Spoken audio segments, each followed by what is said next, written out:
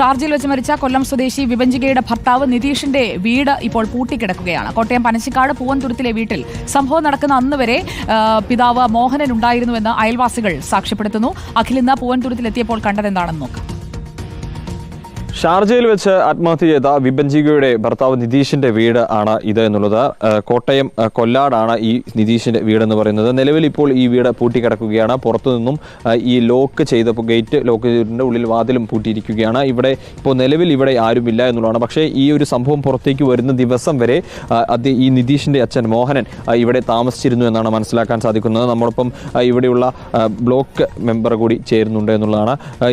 ഇവിടെ എന്താണ് ഇവിടുന്ന് അറിയാൻ സാധിക്കുന്നത്? ഇദ്ദേഹം ഇവിടെ താമസിച്ചിരുന്നു ഈ സംഭവം പുറത്തു വരുന്നത്? ഇദ്ദേഹം ഇവിടെ ഉണ്ടായിരുന്നെന്നാണ് നമ്മുടെ അറിവ്. ഇദ്ദേഹം ഒരു 5 വർഷങ്ങൾക്ക് മുമ്പാണ് ഇവിടെ സ്ഥലം വാങ്ങിച്ച് വീട് വെച്ച് താമസിക്കുന്നത്. 2 വർഷം മുമ്പ് അദ്ദേഹത്തിൻ്റെ ഭാര്യ ക്യാൻസറായിട്ട് മരിച്ചുപോയി. ഈ 2 മക്കളും വിദേശത്താണെന്നുള്ളതാണ് നമ്മുടെ അറിവ്. കല്യാണമൊക്കെ ഇവിടെ വെച്ചാണ് നടന്നത്. കഴിഞ്ഞ ദിവസം പത്രങ്ങളിൽ വാർത്ത വന്നപ്പോഴത്തേക്കിനാണ് ഞങ്ങളിങ്ങനെ അന്വേഷിച്ചപ്പോഴത്തേനാണ് ഇദ്ദേഹമാണ് എന്ന് പനച്ചിക്കാട് പൂവൻതുരുത്ത് ഭാഗമെന്ന് കണ്ടു. അതിനാണ് നമ്മളിത് അന്വേഷിക്കുന്നത്. അങ്ങനെ അന്വേഷിച്ച് വന്നപ്പോഴത്തേനാണ് ഈ മരിച്ച ദിവസം തന്നെ അദ്ദേഹം അവിടെ പോയിരുന്നു.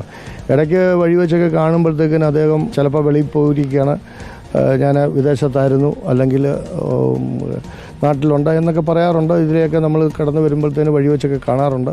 ഇവിടെ തൊട്ടടുത്ത ആൾക്കാർ ഇന്ന് രാവിലെയൊക്കെ ആയിട്ട് എന്നോട് പറഞ്ഞത് കഴിഞ്ഞ ദിവസങ്ങളിൽ ഈ സംഭവം ഉണ്ടാകുന്നതിൻ്റെ തലേദിവസം വരെ അദ്ദേഹം ഇവിടെ ഉണ്ടായിരുന്നു എന്നാണ് കേട്ടത്. ഇവർ കല്യാണം കഴിഞ്ഞ് ഇവിടെയാണ് താമസിച്ചുകൊണ്ടിരുന്നത്. 3 പേരും വെളിയിലാണ്. അങ്ങേരുടെ 2 മക്കളും ഈ മരുമകളും വിദേശത്താണ്.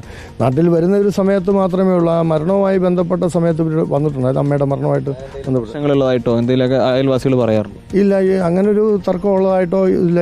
ഇദ്ദേഹം ആയാലും ഇവിടെ എല്ലാവരുമായിട്ട് നല്ല ഒരു സൗഹൃദമായിരുന്നു. പക്ഷേ അദ്ദേഹത്തിൻ്റെ ഭാഗത്തുനിന്ന് ഇങ്ങനെ ഒരു തെറ്റ് വരും എന്ന് ഞങ്ങളാരും കരുതിയിട്ടില്ല. അത് തന്നെയാണ് ഈ പ്രദേശവാസികളായിട്ടുള്ള ആളുകളും പറഞ്ഞത്. ഇവിടെ ഉണ്ടായിരുന്നു എന്നുള്ള കാര്യം തന്നെയാണ് അദ്ദേഹം പറയുകയും ചെയ്യുന്നതായാലും ഇവിടെ നിന്നും പോയിരിക്കും. നിലവിൽ ഇപ്പോൾ ഈ വീട് പൂട്ടിയിരിക്കുകയാണ്. വിദേശത്തേക്ക് പോയി എന്നൊരു വിവരമാണ് ഇവിടെയുള്ള നാട്ടുകാരും പങ്കുവെക്കുന്നത്. എന്തായാലും സംഭവത്തിൽ ഈ മോഹനെതിരെയും മകനും സഹോദരിക്കുമെതിരെ നിലവിൽ പോലീസ് കേസ് എടുത്തിട്ടുണ്ട്. കുണ്ടറ പോലീസാണ് കേസ് രജിസ്റ്റർ ചെയ്യുകയും ചെയ്തിട്ടുള്ളത്.